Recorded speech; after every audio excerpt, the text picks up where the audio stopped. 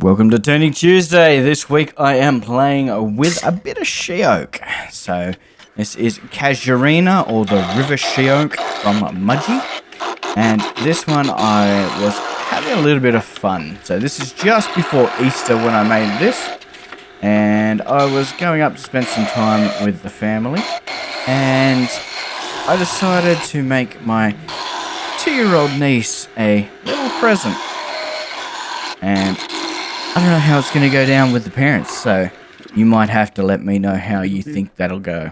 So this video has come out the week after Easter, so we've got Todd's video in between, so the Todd challenge, and then this one came out the following week, and this one is going to end up being a whistle.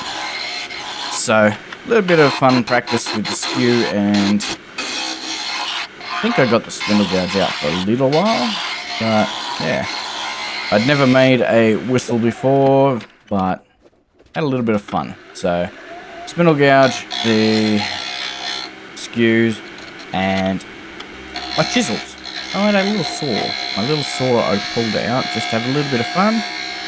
And I'm just trying to smoothen up that end. Oof. That noise was the rubbing of the end, so that wasn't actually the wood squealing.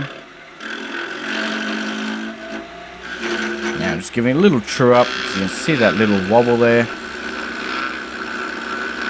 I'm just letting it come around and true itself up.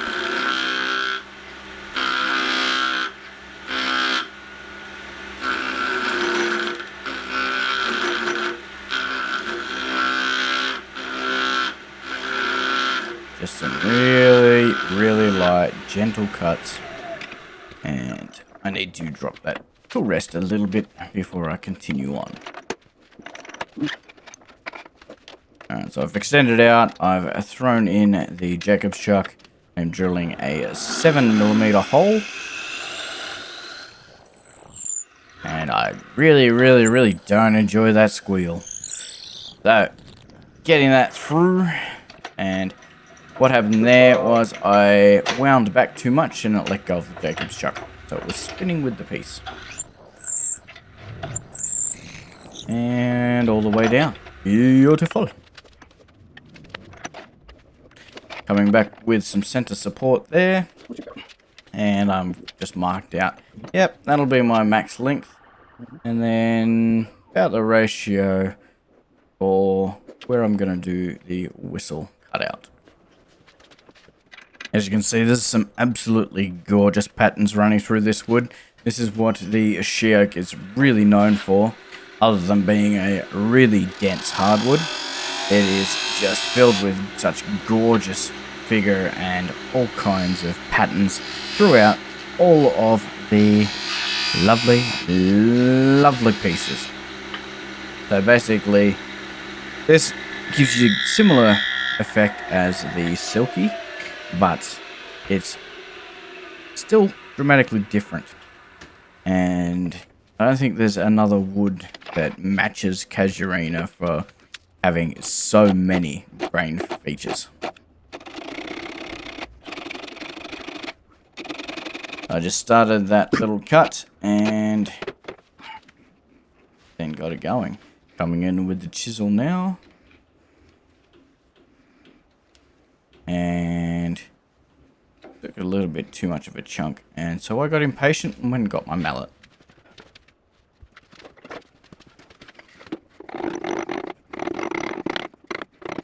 Just carving it down slowly, trying not to overshoot and hit the end.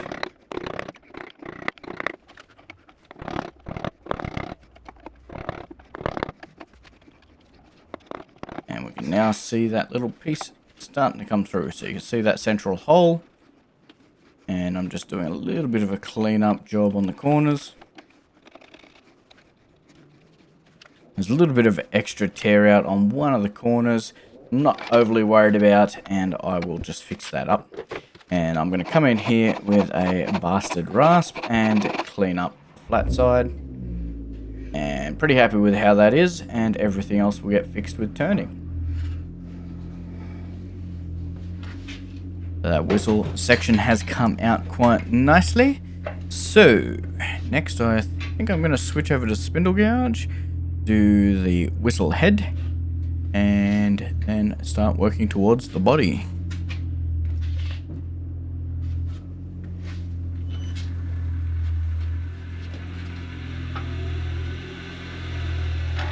So this one is a bit bigger than my other one, and I'm realizing at that point there that I probably need to lower my tool rest, but I'll just go with some nice light gentle cuts for right this second and start working it down.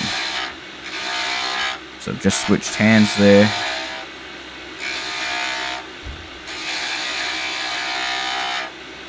Getting a nice little cove forming. I got to that point and I was like, I kind of like that detail. How about I run with that?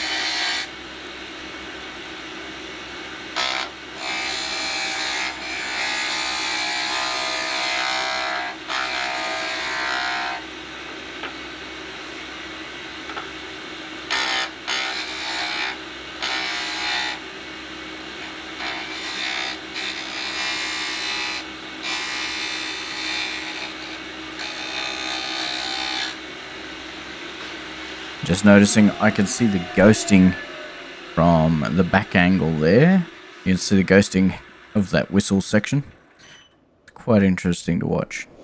And as I take that down, the details start to emerge with a beautiful little circle starting to appear on the exterior of the whistle. Now, I'm just taking it down and forming a nice whistle head on it. So I'm going to roll a little bead on this side and I will go down to a nice sharp finish. Anyway, so this whistle is going to go to my 2-year-old niece before I walk out the door and go and spend some time at the Mudgee Woodcraft. So, Woodworkers of Mudgee, I believe they're called, is their official name. And they're located at the Mudgee Showgrounds. So I'm going to go and pop in there and say hi and have a look at what everyone's been doing.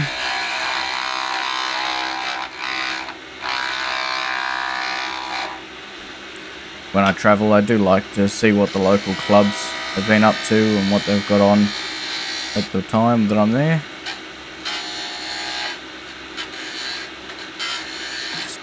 Doing a nice little half bead there.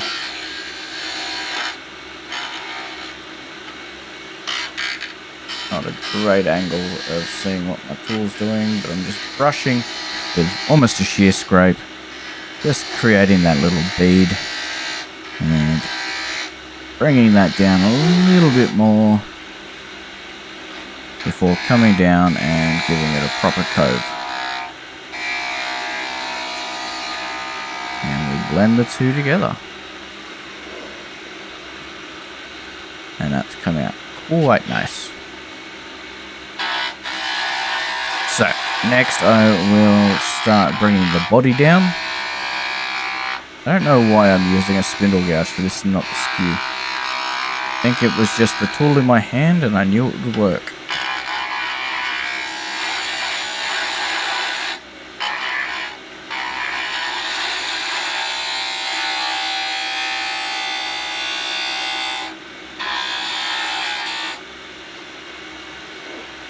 Either way, it's coming out quite nice.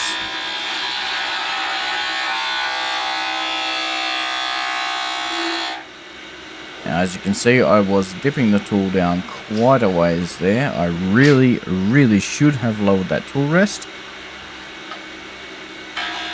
But switching back to the skew, I was like, no, that's an alright height.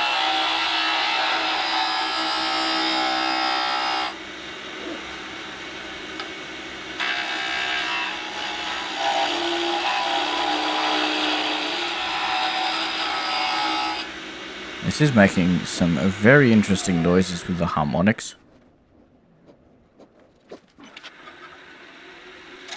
using the tip of the skew there, really cleaning up that corner and making it a nice shape. I'm going to come along as a negative rake and just take some of those ridges out. Coming around with the long point down now and finalizing the curvature on that. Again, just doing negative rake along the sides, getting rid of any of those obvious tool marks. I think there's still one there. I may leave it and I may say a little bit, just get it. Yes, there's still one little line there, but that will come out with sanding. So I crack out the 120 through to 400.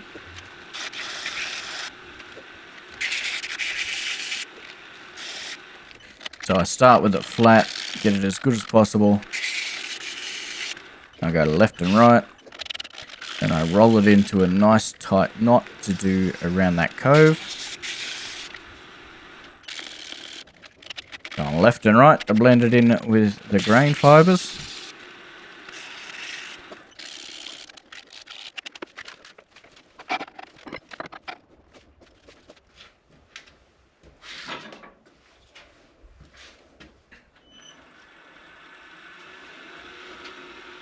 And now that it's sanded, I will part it off. I didn't want to put any oil or anything on it before I did the reed. So I parted it off and just had it ready for when I had the reed done. Alright, so now that we're all parted off and ready to get the reed going, I have got my skew out and I'm just coming down with a cleanup cut really, and then I'll bring it down.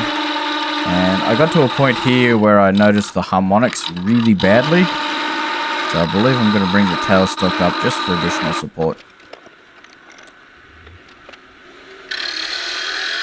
Just gives me a little bit more confidence to really dig it in and do that nice cleanup cut.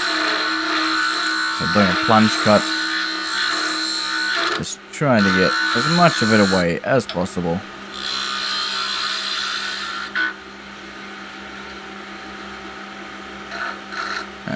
Checking that with the spanner. Not even close.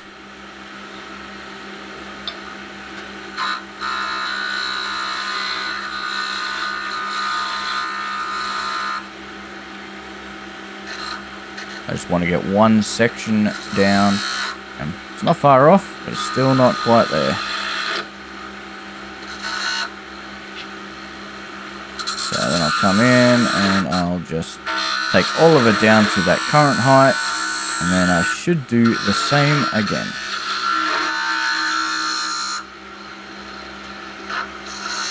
Still not there.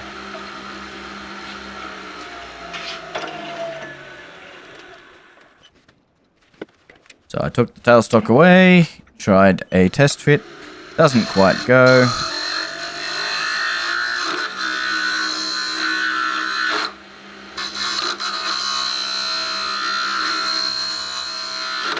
No.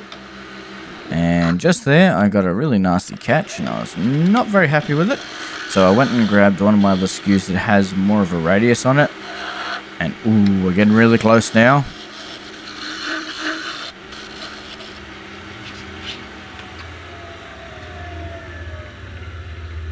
And yes, that goes over the whole way. Beautiful. Test fit. Nice and snug, just the way I wanted. So, next thing to do is get the chisel out again. Now, spindle lock so that it doesn't rotate. And we're just coming in and getting those curls. Trying to make a reed with a nice flat side.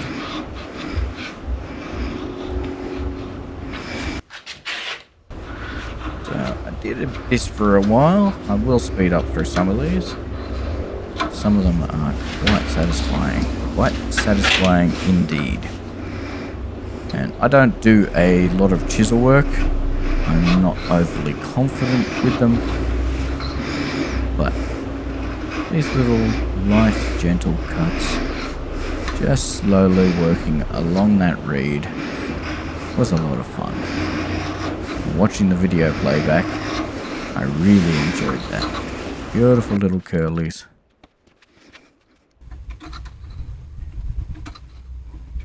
And just doing a little side swipe cut there, because I wasn't quite getting it the way I wanted to.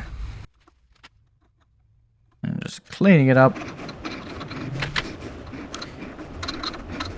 Now, anyone who's seen last week's video, you will notice the back of this blank for a miniature that I did.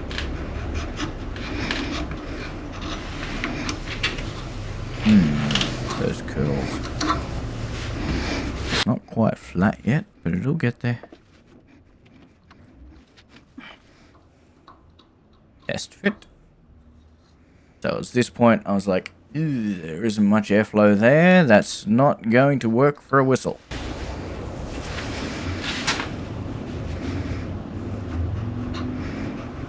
So I knew I still needed to take about the same again to make this work really well.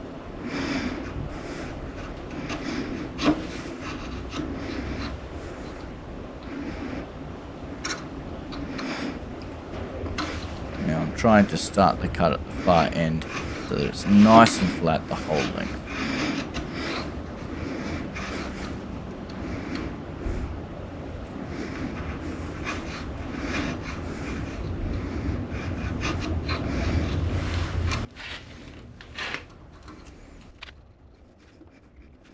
And I come back from the other angle and cut them off.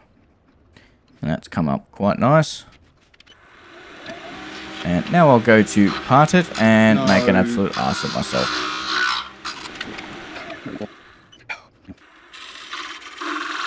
And my thought to myself was, oh well, at least it will hold the glue a little bit more.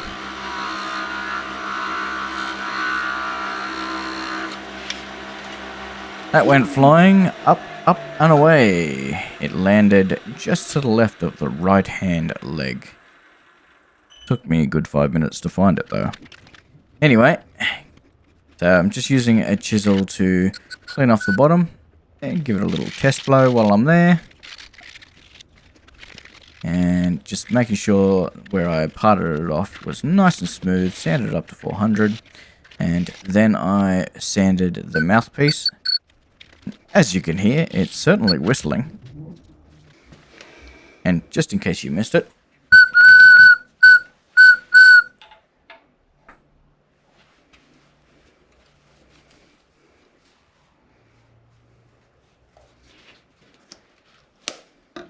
so I've gone with some tung oil here, which the oils really bring out the beautiful colors in Sheoak. So the Sheoak goes a lot darker, and the modulary rays or Mudgee rays, they come out a lot richer as a result.